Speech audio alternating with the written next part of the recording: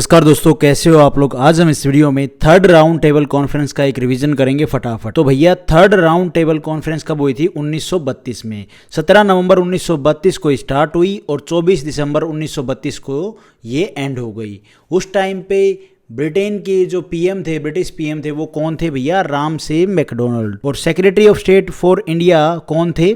Sir Samuel होर। और उस टाइम पे वायसराय ऑफ इंडिया कौन थे? Lord Willingdon. और जो ये थर्ड राउंड टेबल कॉन्फ्रेंस थी, ये अटेंड की गई थी ओनली 46 डेलीगेट्स के द्वारा। ये 46 मेंबर बहुत कम है एज कंपेयर टू अगर हम सेकेंड राउंड टेबल कॉन्फ्रेंस का जिक्र करें तो वहां पे कितने मेंबर थे? 155 के आसपास। और इसमें कितने? Just 46।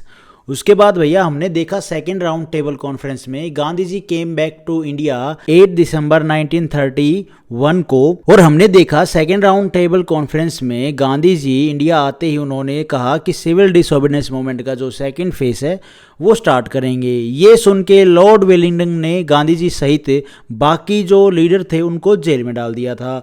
Gandhi ji and other important leader were sent to jail on 4 January 1932 को। गांधी जी एंड BR अम्बेडकर, फिर उनके बीच में पूना पैक्ट होता है, वार्तालाप होती है, क्योंकि सेकेंड राउंड टेबल कॉन्फ्रेंस में BR अम्बेडकर की वजह से गांधी जी बहुत निराश हुए थे और उन्होंने कहा था कि ये तो हिंदुओं को भी डिवाइड कर रहे हैं BR अम्बेडकर साहब।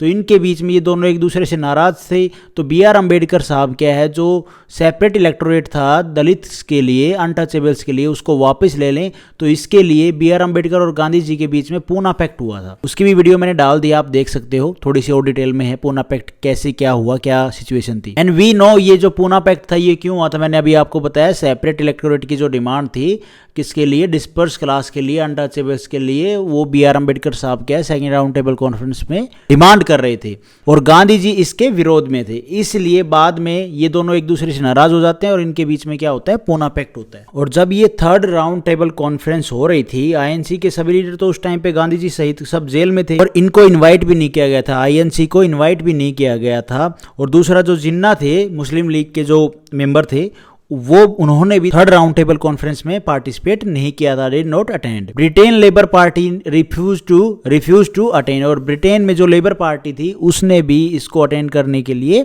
मना कर दिया। तो भैया बात ये आती है, थर्ड राउंड टेबल कॉन्फ्रेंस को अटेंड किसने किया था? तो भैया यहाँ पे अटेंड किया था इंडियन प्रिंसली स्टेट के दीवान और प्रिंसेस ने। Diwan of Hyderabad, Diwan of Udaipur, Diwan of Jaipur, Diwan of Mysore, Diwan of Jodhpur, Diwan of Alwar, Diwan of Jammu and Kashmir, Diwan of Bhopal. उस टाइम पे जो ये दीवान की पोस्ट होती थी, ये आप कह सकते हो PM होता था उस प्रिंसली स्टेट का। इसके अलावा कई डिफरेंट सेक्शन से, सोसाइटी से, पॉलिटिकल पार्टी से डेलीगेट पहुंचे थे। Different section of society and Indian political parties attend third round table conference. जैसे कि डिस्पर्स क्लास से BR अम्बेडकर साहब गए थे, मुस्लिम लीग से Aga Khan III and MD Iqbal, और इंडियन वुमेन से बेगम जहानारा शहनवाज, और इंडियन लिबरल पार्टी से तेज बहादुर सप्रू, और एंग्लो इंडियन से कौन गए थे? हेनरी गिडनी। अब देखते हैं भाई थर्ड राउंड टेबल कॉन्फ्रेंस के कुछ details. After the second round table conference, British government sent various fact finding committee to India. तो भैया जब सेकेंड राउंड टेबल कॉन्फ्रेंस खत्म हुई और ब्रिटिश गवर्नमेंट ने कुछ फैक्ट फाइंडिंग कमेटी इंडिया में भेज दी थी।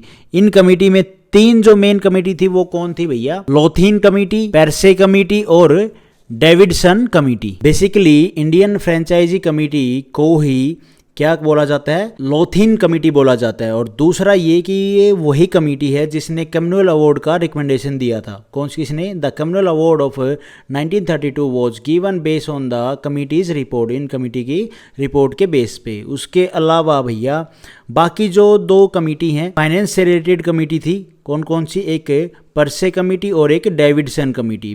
Both gave recommendation related to finance. तो भाई थर्ड राउंड टेबल कॉन्फ्रेंस के टाइम पे इन कमेटी के रिकमेंडेशन से डिटेल्ड डिस्कशन किया गया। During third round table conference, recommendations of this fact finding committees were discussed. Also delegates discussed the proposal for the structure of federal legislature for India. इसके अलावा third round table conference में India के federal structure पर भी discussion हुआ और इस conference में मुस्लिम लीग के द्वारा कुछ पैम्पलेट बांटे गए और इन पैम्पलेट की हेडिंग थी now or never. Muslim League distributed pamphlets to all the delegates present in the conference during third round table conference. और pamphlet का टाइटल क्या था? now or never, are we to leave or perish forever Pakistan. ये पाकिस्तान है, पाकिस्तान नहीं है. You word used in this article is not Pakistan. जो ये वर्ड यूज किया गया था ये पाकिस्तान नहीं था, पाकिस्तान था, पाकिस्तान.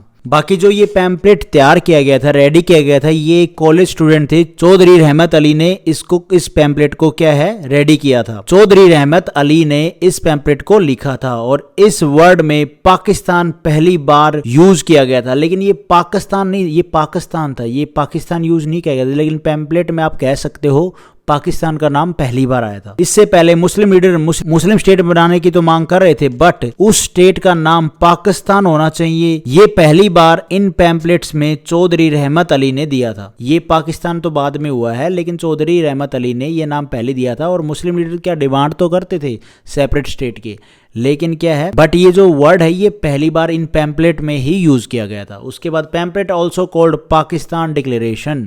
हालांकि थर्ड राउंड टेबल कॉन्फ्रेंस खत्म होने के बाद 1933 में ये आर्टिकल फाइनली पब्लिश हुआ, लेकिन इससे पहले ही ये सारे के सारे डेलीगेट्स के बीच में सर्कुलेट हो चुका था. कौन सा? ये पैम्पलेट में जो वर्ड यूज हुआ है पाकिस्तान, जो वर्ड यूज हुआ है वो पाकिस्तान है, ना कि पाकिस्तान, जो मैंने आपको ऊपर बताया.